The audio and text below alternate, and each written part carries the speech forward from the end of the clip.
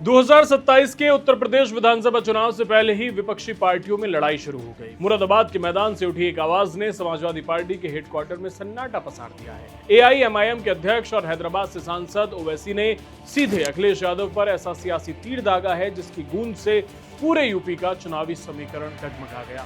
ओवैसी ने खुले मन से अखिलेश यादव को गठबंधन का सीधा ऑफर दे दिया है और साथ ही एक ऐसी शर्त जिसने अखिलेश यादव को धर्म संकट में फंसा दिया है।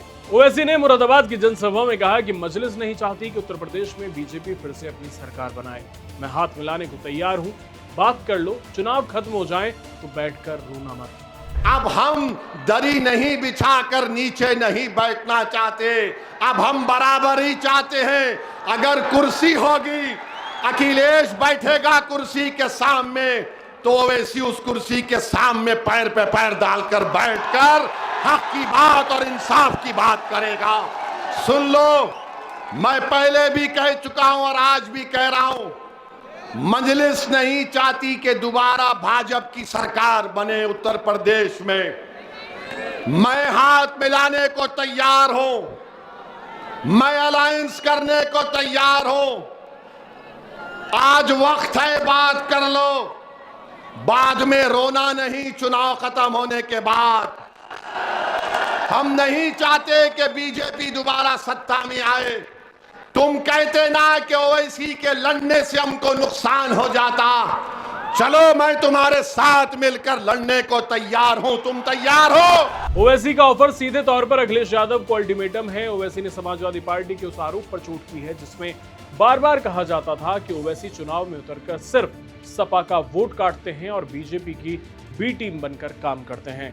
ओवैसी ने गेंद सीधे अखिलेश यादव के पाले में फेंकते हुए चुनौती दी है कि अगर तुम कहते हो कि मेरे चुनाव लड़ने से तुम्हारा नुकसान होता है तो आओ, हिम्मत दिखाओ और मेरे साथ मिलकर चुनाव लड़ो। ओवैसी का असली हमला तो तब आया जब उन्होंने मुस्लिम नेतृत्व और अपनी हिस्सेदारी को लेकर एक ऐसा बयान दिया जिसने यूपी की पारंपरिक राजनीति की नींव हिला दी।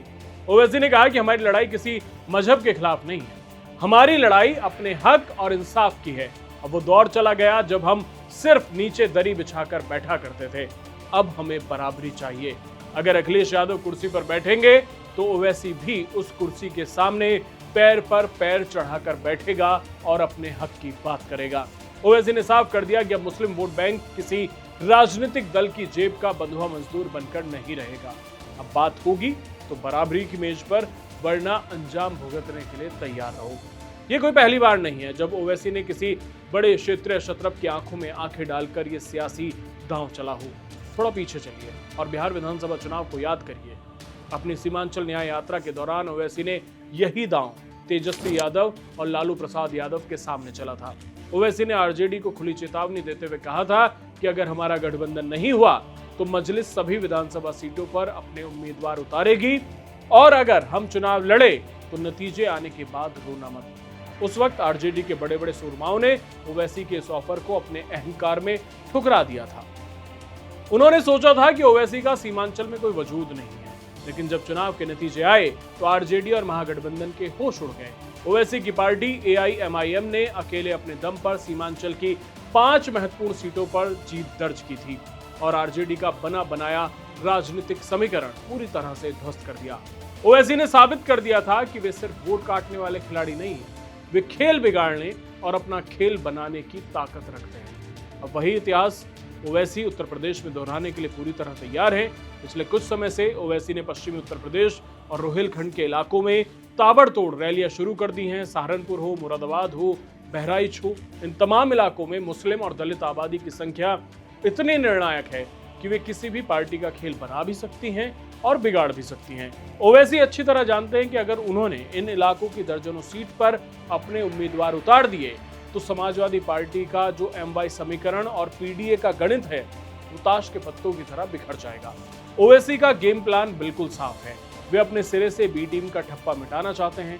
वे लोगों के बीच ये संदेश दे रहे हैं कि हमने तो बीजेपी को रोकने के लिए अखिलेश यादव की तरफ हाथ बढ़ाए थे, लेकिन अगर अखिलेश ने ही हाथ मिलाने से इनकार कर दिया तो बीजेपी की दोबारा सरकार बनाने के जिम्मेदार अखिलेश यादव होंगे, ओवैसी नहीं।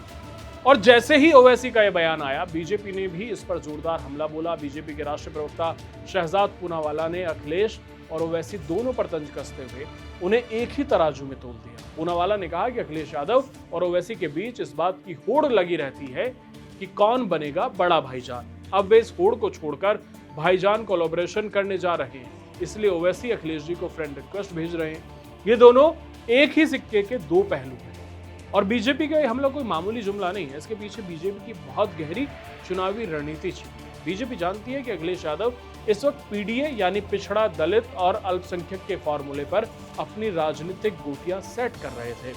अगर अखिलेश यादव ओवैसी के इस फ्रेंड रिक्वेस्ट को स्वीकार कर लेते हैं तो मुस्लिम वोटों का बिखराव भले ही रुक जाए, लेकिन बीजेपी के लिए बहुसंख्यक वोटों का ध्रुवीकरण करना बेहद आसान हो जाएगा। बीजेपी तुरंत इसे तुष्टीकरण की राजनीति का नाम देकर बहुसंख्यक वोटों को अपने पाले में लामबंद कर लेगी और यही अखिलेश यादव का सबसे बड़ा धर्म संकट बन चुका है। अगर अखिलेश यादव ओवैसी का हाथ थामते हैं तो बीजेपी उन्हें तुरंत तुष्टीकरण का मसीहा घोषित करके चुनाव को हिंदू मुस्लिम की पिच पर खींच ले जाएगी, जिससे सपा का पिछड़ा और दलित वोट बैंक छिटक सकता है।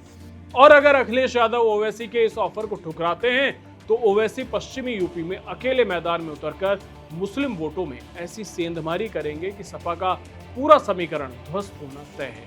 यानी अखिलेश यादव के लिए आगे कुआं है और पीछे खाई है। उत्तर प्रदेश का 2027 का ये विधानसभा चुनाव केवल एक राज्य की सत्ता का चुनाव नहीं है, इसे 2029 के लोकसभा चुनाव से पहले देश की राजनीति का सबसे बड़ा सेमीफाइनल माना जा रहा है। अगर उत्तर प्रदेश में बीजेपी का रथ रुकता है तो 2029 में देश की सत्ता का समीकरण बदल जाएगा और अगर बीजेपी यहां फिर से परचम लहराती है तो विपक्ष के लिए दिल्ली का रास्ता और मुश्किल हो जाएगा।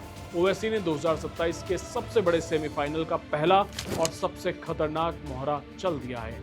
अब गेंद पूरी तरह से अखिलेश यादव के पाले में है। क्या अखिलेश यादव अपने राजनीतिक वजूद को बचाने के लिए ओवैसी की इस फ्रेंड रिक्वेस्ट को स्वीकार करेंगे या फिर बिहार के लालू यादव की तरह इस ऑफर को ठुकराकर अकेले मैदान में उतरने का बड़ा जोखिम उठाएंगे? आपको क्या लगता है, क्या ओवैसी और अखिलेश को हाथ मिला लेना चाहिए? अपनी राय हमें कमेंट बॉक्स में बताएं। चैनल सब्सक्राइब करना ना भूलें।